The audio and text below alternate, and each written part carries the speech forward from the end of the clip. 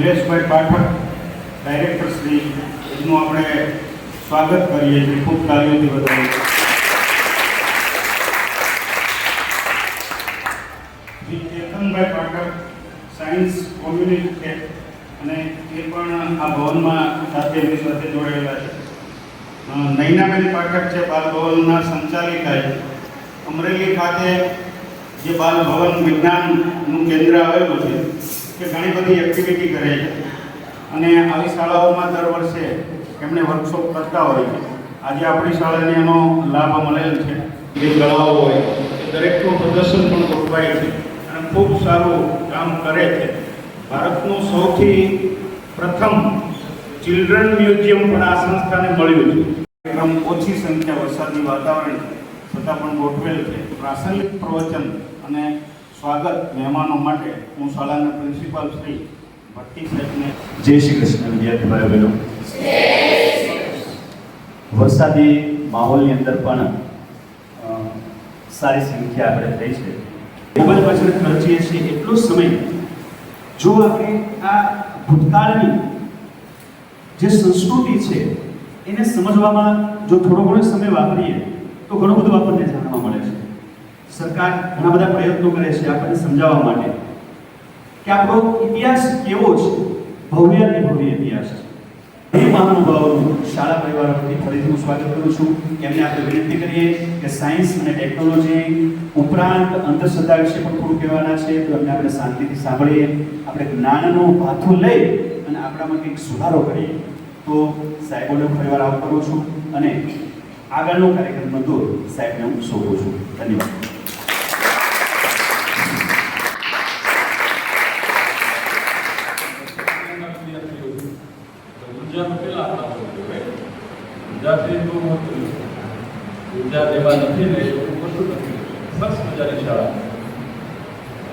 વરસાદી ક્લાઉડિંગ સેશન શ્રેષ્ઠ એવું કહેવાય. તો એવું સરસ મજાનું વાતાવરણ આપણે સારી તમામ અધ્યાપકશ્રીઓ અને મારા વાલા વિજ્ઞાની મિત્રો, ભારત સરકાર અને ગુજરાત સરકારના સાયન્સ એન્ડ ટેકનોલોજી વિભાગ, ક્લાઇમેટ ચેન્જ વિભાગ, ગવર્મેન્ટ ઓફ ગુજરાત દ્વારા બધાનું સ્વાગત છે. આર્ટિફિશિયલ ઇન્ટેલિજન્સ હું અત્યારે સાહેબ ભાઈ વિડીયો કરું ને ફક્ત એક સેકન્ડનો વિડીયો પકડી જાય તો એમાં નાખે ને પછી નીચે ગુજરાતીમાં લખવાનું. હું ગાળો બોલું ગુજરાતીમાં ગાળો લખીશ ને તો હું જ ગાળો બોલતો છું ને એવું સીધું આવી જાય મારી જ ટોનમાં. હું સાંભળું તો મારો જ વાત છે. મને આવડે જ કીધી કાઢો કેમ ન આવે તમે જો દીકરીઓ તમે આમ મોટી છો દુખે હું નથી કાઢી વાસ્તવિક એની પાછળના કારણો છે. તમે મારી જેવડા ના શું ક્યાં કામ કરો તો તમે મારા ના કાઢો. મારા ધર્મપત્ની મારી હારે છે એટલે દાંત બાંધી કઢાતા નથી મારે પૂછવું પડે. તમે તો તમારી ઉંમર એવી છે, તમારે આ ઉંમર છે ને હસવાની છો. આમાં તમે હસવો તો હસ્ય છો, બાકી હસે એનું ઘર વસે. ઘર બેઠા પછી બિચારો ક્યારે હસે આ પરિસ્થિતિ છે. ઉર્જાનો પ્રશ્ન છે તમને બેઝિક થોડુંક આપી દઉં કે ઉર્જા ક્યારેય વધતી નથી, ઉર્જા ક્યારેય ઘટતી નથી. ઉર્જા છે એનું સ્વરૂપ બદલે છે, એક સ્વરૂપમાંથી બીજા સ્વરૂપમાં જાય. તો આ નાની વ્યાખ્યા છે. અહીંયા જુદા જુદા સાધન છે. તમારામાંથી મારે 5 વૈજ્ઞાનિકોને પસંદ કરવાના છે જેમને જવાબ આવડે. તમારી પરીક્ષા નથી જો ગંભીર થવાની જરૂર. જેમને જવાબ આવડે એમને આંગળી ઊંચી કરવાની છે. એવા 5 વિદ્યાર્થીઓને સર્ટિફિકેટ સરસ મજાની ગોલ્ડ પેનથી સન્માનિત કરીશું. બાકી જેટલા પાર્ટિસિપેટ છે એને ક્યાંક ને ક્યાંક પ્રોત્સાહિત કરીશું. ચાલો એક આ સાધન છે. જો સાહેબ સાયન્સ એન્ડ ટેકનોલોજી, ટેકનોલોજીના સંશોધનમાં સાયન્સની બેઝ છે. બહુ સરસ વાત કરી, બહુ સરસ વાત. તમારે વિજ્ઞાનમાં ટેકનોલોજી પછી છે, પહેલા વિજ્ઞાન. અહીંયાથી પાણી બહાર કાઢવાનું, અહીંયાથી દાખલ આને ઇનપુટ કહેવાય અને આઉટપુટ. અહીંથી દાખલ કરીએ છીએ પાણી, અહીંથી બહાર કાઢીએ તો કેવું પાણી દાખલ કરવું પડે અને અહીંયાથી આપણે કાઢવું પડે. આ સાધનનું નામ છે સોલાર સ્ટીલ. શું નામ? મશીનરી છે ને, મશીનરી છે જેમાં મશીનરી નથી ની ફક્ત સાયન્સ છે. ગરમ થાય પછી પ્રક્રિયા થાય અને પાણી શુદ્ધ થાય. ઉકળાય કે શુદ્ધ વિજ્ઞાનની ભાષામાં બાષ્પીભવન.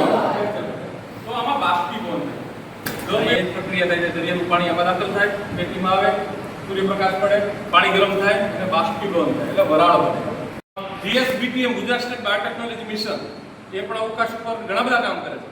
તો ત્યાં પણ એમના ડાર્ક રૂમો સાફ કરવા માટેનો ઉપયોગ થાય છે.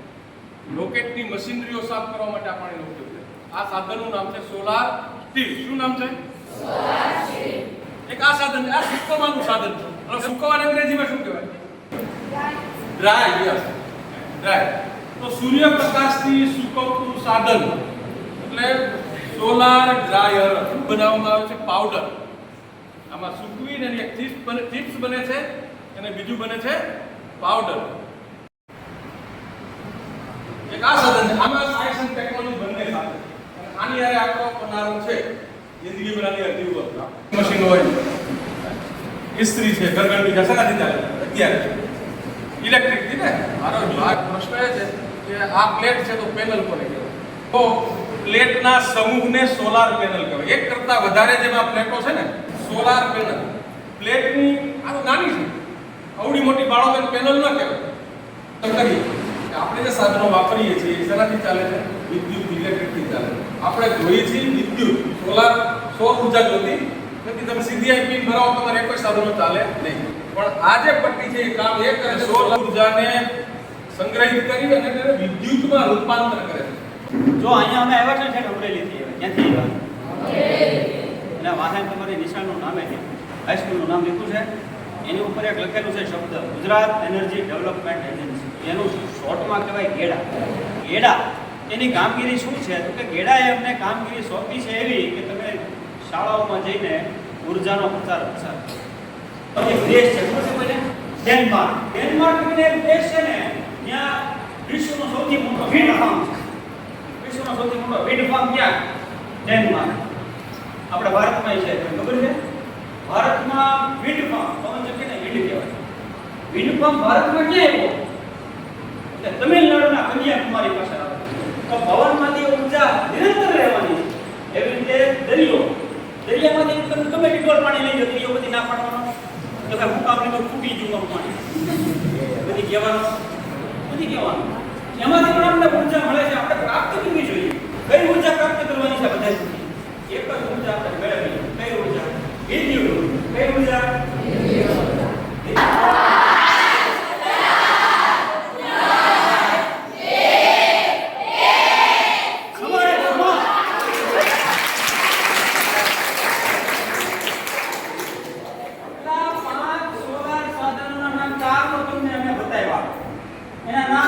ઉપયોગિતા કીધી, એક સોલર ખૂબ જ નોખું કીધું, બોલી ગઈ. બાકીના ચાર તો સામે પીડા હતા. કીધું તો તમને બધાને આવડે છે, નહીં આવડે? ચાલો હજી એક આનાથી થોડોક સહેલો પ્રશ્ન છે. પવન ઉર્જા એ ચાલતો એક દેશ કીધો. એ દેશનું નામ પહેલું. બીજું એની સાથે જોડાયેલો પ્રશ્ન છે, ભારતમાં કઈ જગ્યાએ વિન્ડ ફાર્મ આવેલું છે? બોલ. ડેનમાર્ક દેશ હતો અને ભારતમાં કન્યાકુમારી.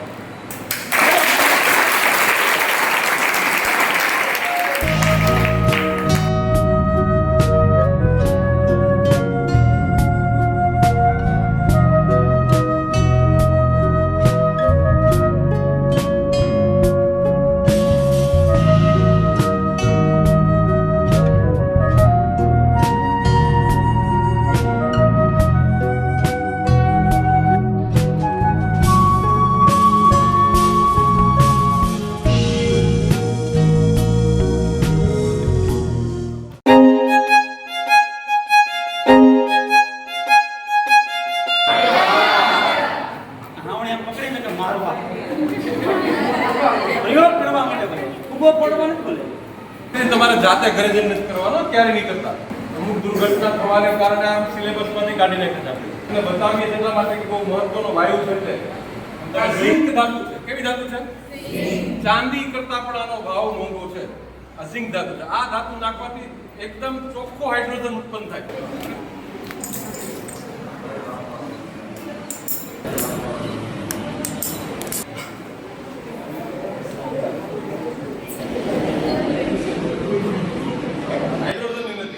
પેલું ગંધ રહિત છે, દુર્ગંધ વિનાનો હાઇડ્રોજન. હવાથી હલકો થયો, મૂકીશ ને ઉપર જશે. હવાથી હલકો થયો, બીજો છે ને ધડાકા સાથે બોલો છો?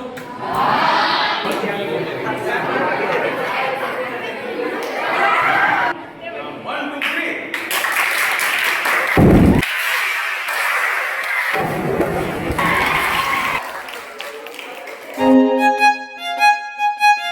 નોરતા આવે એટલે માતાજીની આરતી થાય. એના માટે માતાજી લાવવા પડે. બે હાથ જોડી રાખો. હવે ભગવાનની માતાજીની પ્રાર્થના કરો. હે માતાજી, હું સાચો હોઉં, મારામાં પ્રવેશ કરો. જીવનમાં ક્યાં જ્યાં ગંગા નદી વહે છે ત્યાંથી અમે લઈ આવ્યા ગંગાજળ. એવા માતાજી આવશે ને એ ભેગો ચમત્કાર તમને જોવા મળશે. પગે લાગજો. ગંગાજળનો છંટકાવ કરું છું. જે હાથમાં ગંગાજળ નાખો ને એમ કહું ને હાથ ઘસો એ હાથ ઘસો. હું ગંગાજળનો છંટકાવ કરું છું.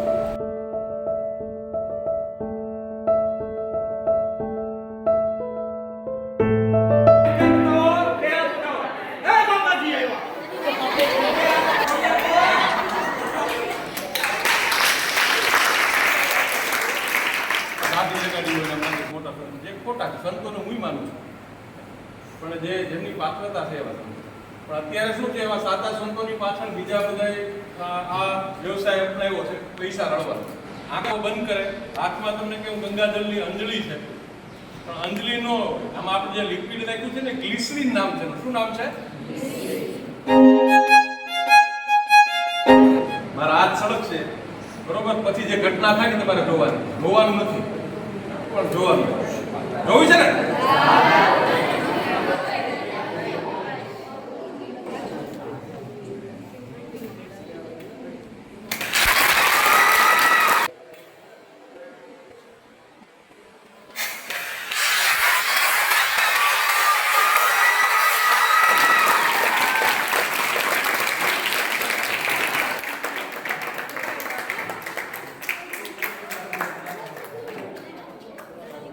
નું નામ છે ઇગ્નિશન પોઈન્ટ.